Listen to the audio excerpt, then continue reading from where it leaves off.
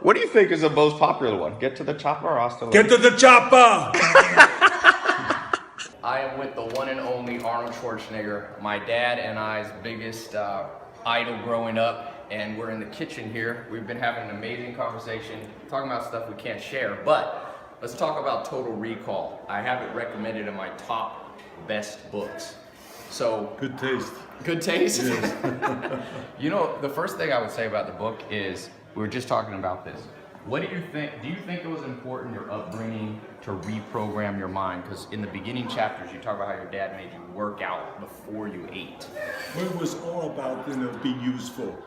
He also felt that you should earn your breakfast. So he had me go and do push-ups and to do sit-ups and knee bends and all kinds of things. Or he would just send me down to the basement to chop wood for half an hour. And then he says, okay, now you can come up and have your Stirz, which is kind of like as a breakfast dish that they serve in Austria, and some, hot chocolate or whatever I had in those days.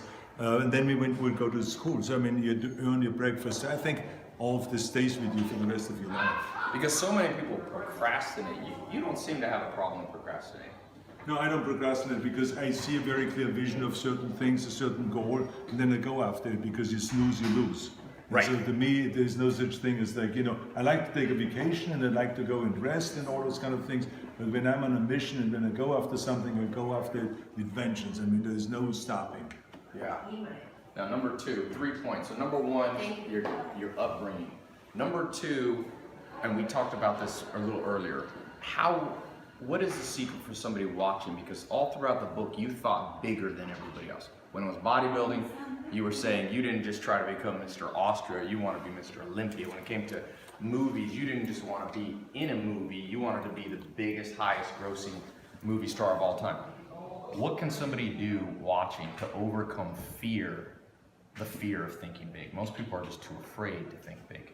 Well, the reason why I was never really afraid of thinking big was because, how far can you fall? It's 6 feet down is the ground, so then you get up again if you fall, and you start all over again. So that's number one, so I'm not afraid of failing. Number two, I think in bodybuilding, with the age of 20, I became Mr. Universe.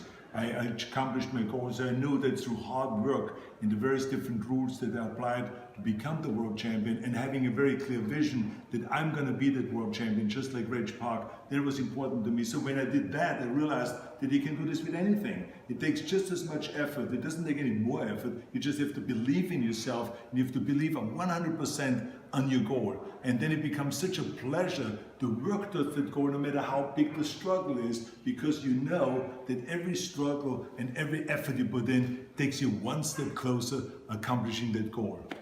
That's amazing. Now, number three, my biggest takeaway from the book was reps and sets, repetitions. So many people want to do big things, but they're not willing to put in that repetition, like, obviously lifting weights. But how do you apply repetitions to other things you did, like acting? You talk about things. What were some specific techniques? Well, let me just give you an example. In bodybuilding and in lifting and in sports, you learn about the reps. That the more often you do something, the better you get. So the same is also with a scene. If I study for a scene in a movie, then I do a rehearsal, not just 3 times.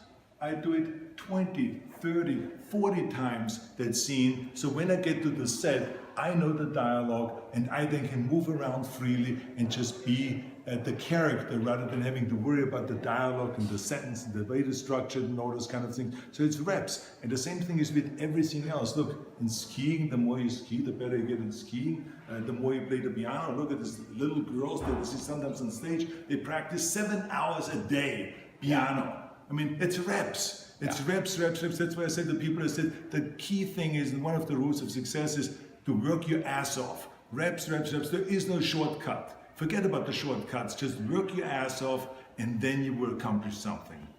It's amazing. Now, last bonus little point for somebody watching. You talk about this in the book. Daily routine. It's important that people have a good daily routine. What's a rough outline, without getting into everything, that you think a routine, and you talk about this in the book, Total Recall, a routine people can emulate that you kind of pioneered? Well, I have a simple routine. I get up early in the morning. I believe what Ted Turner said, early to bed, early to rise, work like hell, and advertise. And so this is what I believe in. So I go to bed early, it's around 10 o'clock, then I wake up at 4 o'clock in the morning, which is 6 hours of sleep, that's all you need. And if you need more, then just sleep a little faster. And then I just get going, then I read.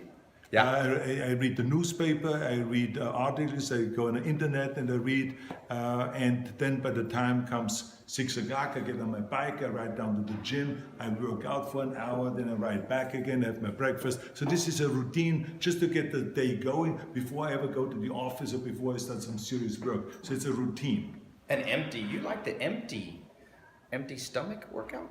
Yeah, because I have enough fat on my body, trust me. I'm not one of those 5% body fat kind of a guys. I'm the 15% body fat kind of a guy. So therefore I have enough fat that I will survive a 1 hour workout and a 1 hour bike ride. I know that for sure. So far I've never fallen off the bike and never worried about that. Well, you're a mentor to millions of people, and you told me you think mentors is one of the most important things.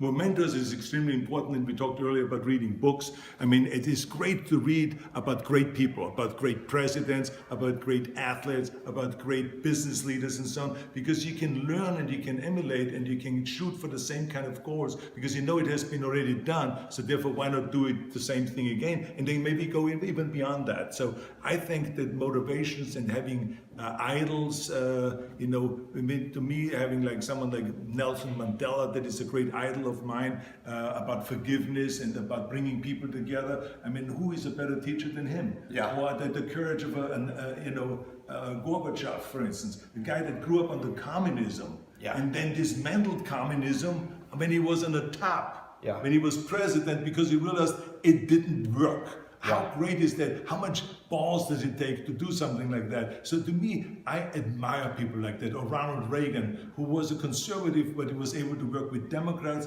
and Republicans in order to get things done. He brought people together. I admire that. So those are the kind of idols that I have. Or yesterday we put to rest Muhammad Ali. So I was there at the funeral. He was an idol of mine because he was not only the greatest in the ring, but he was the greatest also with the greatest heart, who was always giving, because he believed that we're going to be judged not by how much we make, but by how much we give. So let's give something back. So that's a great lesson for the rest of the world. So those are idols of mine.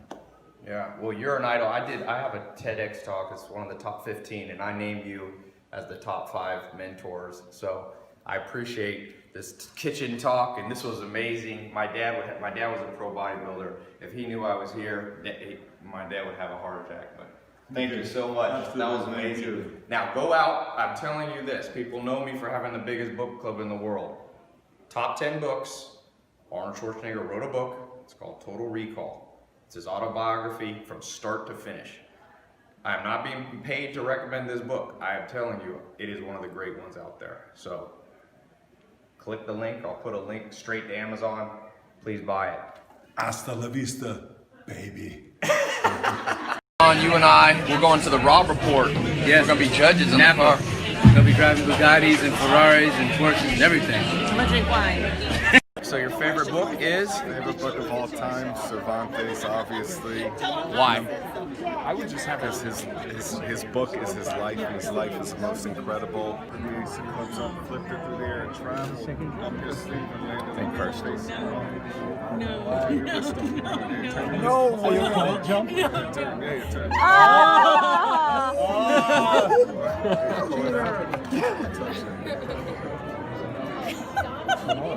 You mean on that phone? I'm not in on that. You know what I'm saying? Yo, me and Dolph had a showdown like a year ago. How my voice get in his mouth? Years of practice, years of practice. Ask you one question about books. What's the best book you've read in the last 10 years? The most instrumental, you think? In the last 10 years? Or ever. I tell you something, that I have always a difficult time when someone says the best. Because someone says it's the best exercise. What's your favorite movie that you've ever done? I could never come up with one, but I can tell you, I enjoy in general autobiographies. Yeah. I enjoy reading about things that I'm interested in. I'm interested in political leaders, if it's Churchill, if it's Reagan, if it is Clinton, if it is, no matter what the party is. I like to read history, about American history and in general history. And then I read a lot of scripts. Think big. My mind's still running through all the conversations I had with Arnold Schwarzenegger last night in his kitchen. Talked to him for about an hour. It's one of the greatest conversations I've ever had, and that's one of the takeaways. Think big. You know, he told me, he said he always thought big. He said, don't worry about failure so much, Ty. How far can you really fall? We're all only a few feet from the ground. And I was thinking, mentors. You know, he told me about his mentor, Reg Park, his first mentor. And I thought, that's what's wrong in the world. That's why it's so easy to feel lost. Who do we have guiding our way? You know, you got to go out and you have to find people. You have to find people who have done it before, who can shorten the path, who can keep you from failure. He told me, he said, don't fail too much. One of the reasons he doesn't procrastinate and can think big, he said, is because he at 20 years old won Mr. Olympia. So he said he got used to success and he tasted success. And so, you know, make sure you find some little wins in life. Don't always lose. It's a myth that you only want to learn from mistakes. Well, you learn from mistakes. They don't have to be yours, though. And you can also learn from wins. You know, Arnold learned from his wins. There's my dad. I told him, I said, my dad was a pro bodybuilder. My dad would love that I'm in here talking with you, Arnold. There's Arnold. 7-time Mr. Olympia. Multi-millionaire before he was 30 in real estate. 2-time California governor, not a man without flaws. We all have flaws. I always think of that saying, let he who is without sin cast the first stone. But what he's achieved is something you and I can learn from, you know, and so much of life becomes nitpicking and you bring up people's names and people go, oh, he's not perfect there, he's not perfect there. I'm like, yeah, but have some respect. Have some respect for somebody who did stuff. Saw he's a philanthropist, you know, and he genuinely cares. Took the time out to talk to me. Didn't have to talk to me. I wasn't paying him to talk, you know. He told me, he said, Ty, he likes to work out on an empty stomach. I said, why? He said, because he always figured he had a little bit too much fat. So I'm in here in the gym, gonna follow his level. He said he didn't procrastinate. He learned from his father the value of not just being lazy, always having something to do. He says he likes to wake up, he likes to read a lot, gets up, he gets active, always doing something, you know. Keep yourself, I wouldn't say entertained, it's important to sit back and think. And he told me he likes to do that early in the morning. People in the modern world, with all this convenience we have, the next thing you know, all you're doing is just sitting around not accomplishing anything. You know, go out, conquer the world, conquer your fears, think big. That's all I could think. You know, he's a big dude, strong, but his life was big. Made some mistakes, made a lot of great attempts and successes. Yeah. I'm going to post the full talk we did here soon, but just thought I would post that while I was walking in here and get a little weights going. Whenever I learn something from a mentor, I try to immediately put it in practice. Even if I won't do it exactly like, you know, perfectly, obviously people are different, but try to become an action taker. You hear something, you read a book, do it. Try it. Arnold Schwarzenegger tells me he likes to work out before he eats breakfast. Hey, can't get a better piece of advice from a you know, man who achieved, like I said, 7-time Mr. Olympia. So, who's your mentor? How big you thinking? How much do you fear falling? Watch from my video. I'm gonna post the full talk, most of it. Some of it's private, but post a good bit of it. All right. Oh, by the way, leave me a comment. Comment on something you've been putting off that you know you should do. Some area you're not thinking big that you know you can think big in now.